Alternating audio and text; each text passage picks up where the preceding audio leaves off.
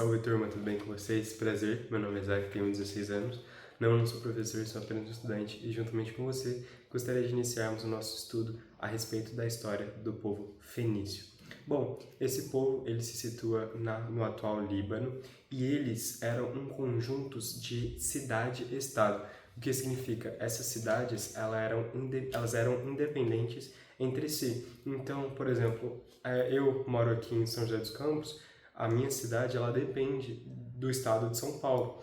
Então, eu não posso chamar que São José é uma cidade-estado, mas o pessoal lá as cidades ali no Líbano eram consideradas cidades-estado, porque elas eram independentes entre si, então como se fosse um governo à parte. Isso se deve também pelo fator de lá ser uma região muito montanhosa, então as cidades serem separadas por montanhas, então era difícil elas terem esse acesso juntos, serem um grupo, serem, entre aspas, uma família entre as cidades e virar um estado em si. Então, muitas das vezes eles lutavam entre si até para recursos que nós vamos ver posteriormente. Essas três, e tem nessa costa ali do Mar Mediterrâneo, temos as três principais cidades-estados, que era o Tiro, Sidom e Biblos. E essas cidades elas se estabeleceram por volta de 3.000 anos antes de Cristo. E como eu disse, essa região ela era montanhosa e pouco fértil.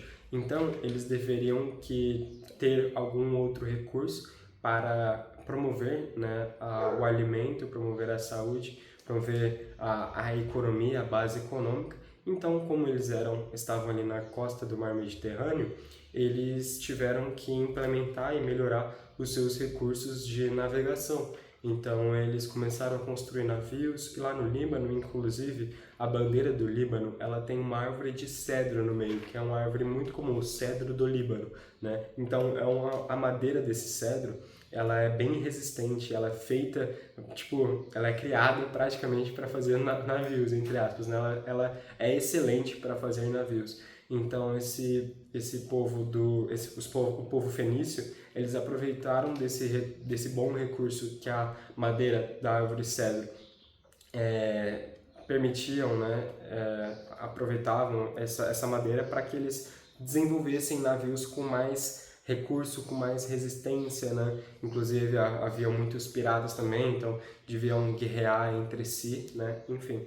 Então, esse modelo desenvolveu o sistema de construção e navegação, permitiu com que eles navegassem com mais excelência, com mais eficácia ali para produzir, para procurar, para questões de vender escravos, receber escravos, vender alguns materiais para a Grécia, receber material da Grécia, materiais do Egito.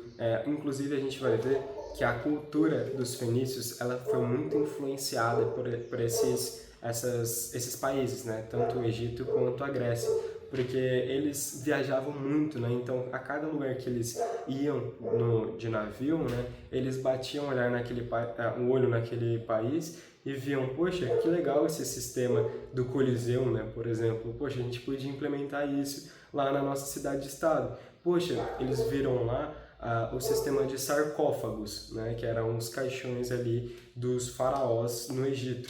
Então eles falam, poxa, podíamos adotar isso daí também na nossa cultura. Então a gente vai ver que a cultura em si fenícia, ela é muito influenciada por essas regiões vizinhas a ela, certo?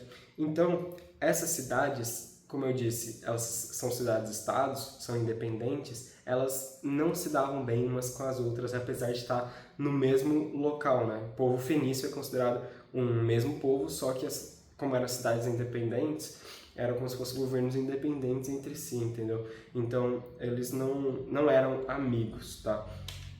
E eles eram considerados um país em conjunto pelo fator deles falarem a mesma língua, de terem as próprias culturas ali juntas, misturadas, né? Então, como tem um povo que vive na mesma beira, que tem os mesmos costumes, que fala a mesma língua, tem o mesmo sotaque, por exemplo, poxa, já é considerado um país, entendeu? E o alfabeto fenício, ele é considerado o primeiro alfabeto da história. Inclusive, Antes nós tínhamos no Egito os hieróglifos, que eram alguns desenhos, né, alguns símbolos. Tinha mais de 2.000 símbolos, então era muito difícil conversar, transformava um alfabeto muito longo, muito difícil. Praticamente um dicionário, né, nosso hoje. Nós sabemos que a gente tem 26 letras, então com essas combinações dessas nossas 26 letras, a gente faz uma palavra e fazemos frases. Só que eles, em vez de ter 26 letras, cara, os caras tinham 2.000 letras, só que não eram letras, né? Eram os hieróglifos, eram símbolos. Então, o povo fenício foi o primeiro povo responsável, né, por transformar a escrita em sons fonéticos. Então, começou a juntar meio vogal, falar, isso aqui é F, por exemplo, sabe? Inclusive, posteriormente, a Grécia, ela avançou com o alfabeto fenício, mas quem modernizou, quem revolucionou a escrita hieróglifa e transformou, por exemplo, a partir da Grécia, a partir da Fenícia veio a Grécia, a partir da Grécia veio a Latim, a partir da Latim veio a nossa língua. Então, assim,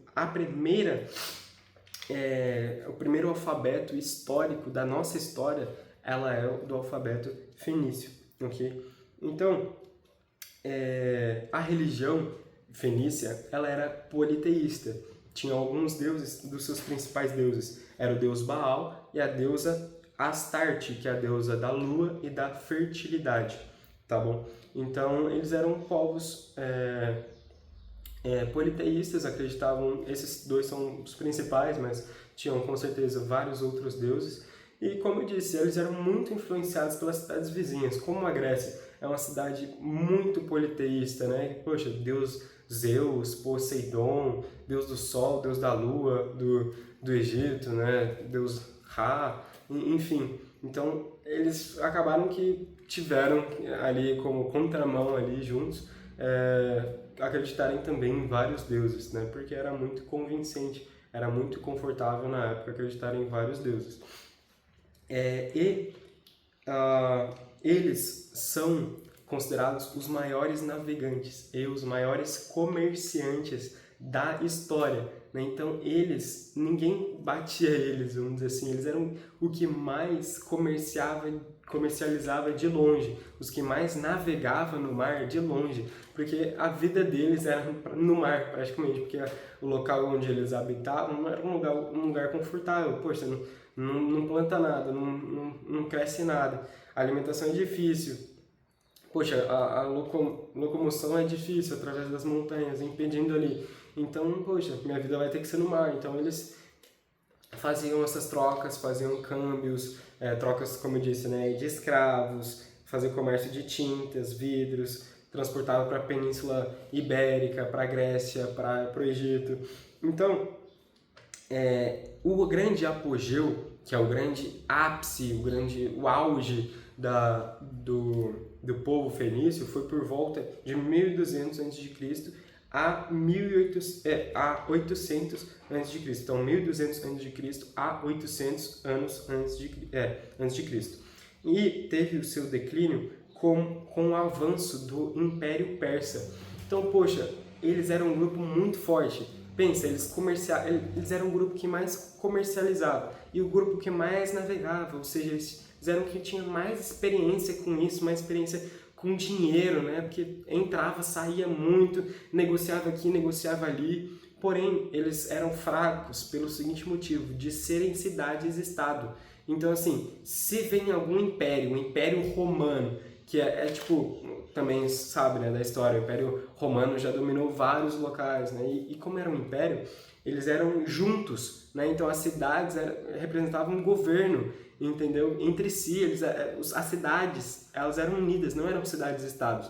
Então, se viesse o Império Romano atacar, por exemplo, Biblos, o Tiro, que é do lado, não vai vir a defender, porque eles consideram, poxa, cidade-estado, você é independente, a gente aqui é independente, você se vira e a gente tá aqui, entendeu? Então veio o Império Romano e veio dominando tudo junto, por esse fator deles não serem unidos, tá bom? Bom, essa é um pouquinho da história do grupo fenício, do povo fenício, espero que você tenha compreendido, espero que você tenha gostado, tenha sido claro para você. E é isso, um prazer estar explicando para vocês esse estudo. Tamo junto, até a próxima.